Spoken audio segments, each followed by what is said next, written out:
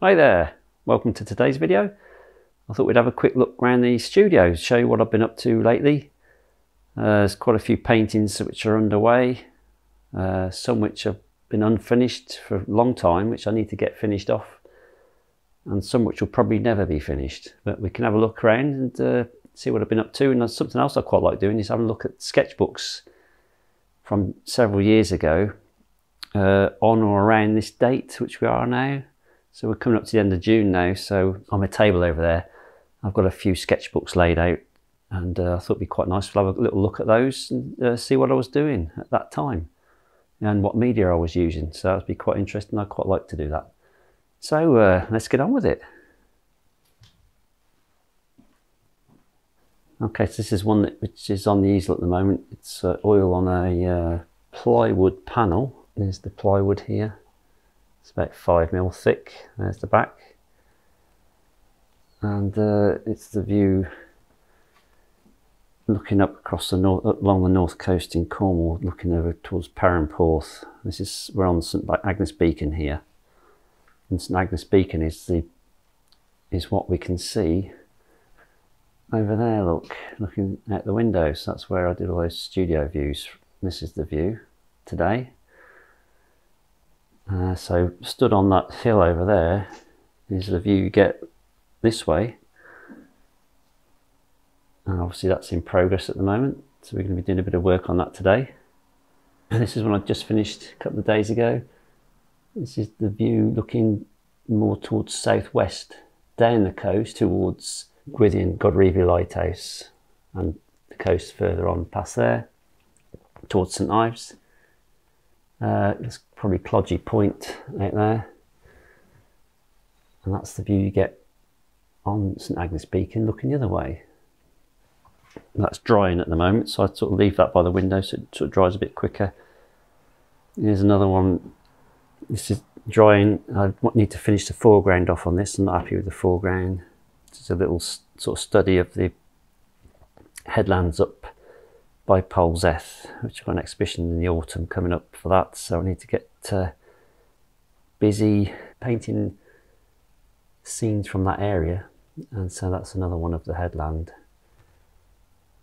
from a trip we went up there recently. Some of my old paint which I've inherited over time. Got a Bob Ross pot there, look. Not something I would probably use, but I quite like it. I'd use these ones. I like these. Amsterdam, I've used that one a few times. These are very old, from like the 60s they are. And I'm not sure about the Stokes. But yeah, they're quite nice. There's my old palette down there.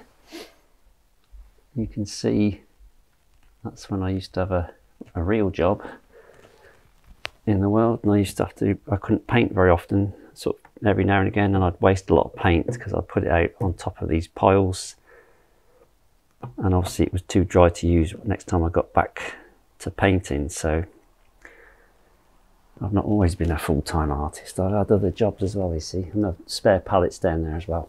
What else got along my shelves? Quite nice. Got some ceramics which I really like from a friend of mine in Krowji, Sarah Coolin. A little collection of her work there which I really like. And up here, we've seen these before, self-portraits. That's one done by a friend of mine, of me, Simon Davis, and that was my effort that I did when I was working with him.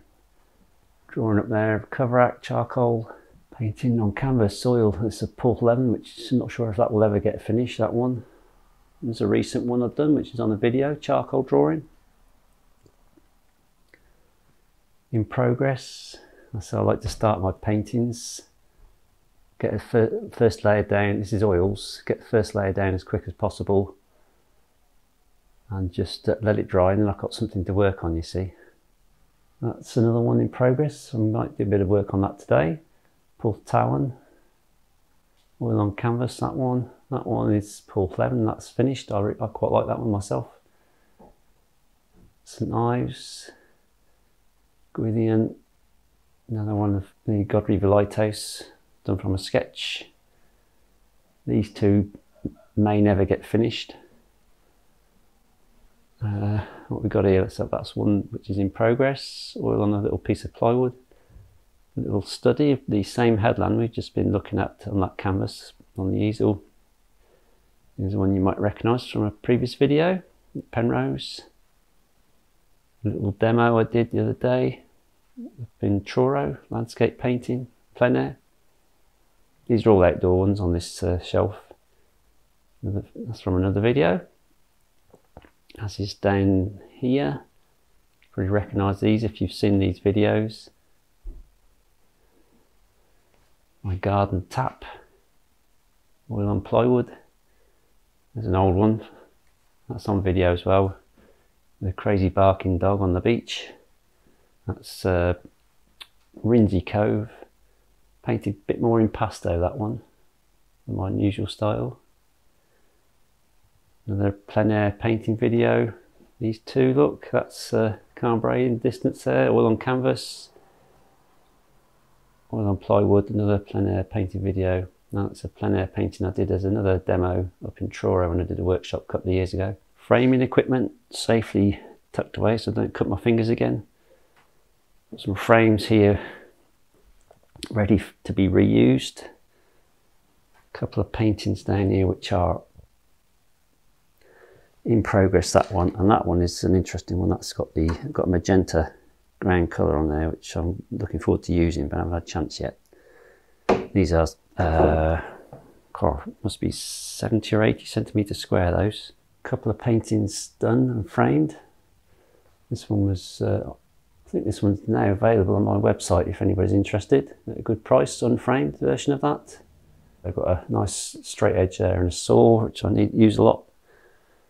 My bookshelf, books I tend to use most are sort of obviously down this end here, and then I've got the other ones up there which I use now and again, all quite useful. There's another video I've done with my favourite books, which should be worth looking at if you haven't seen that one.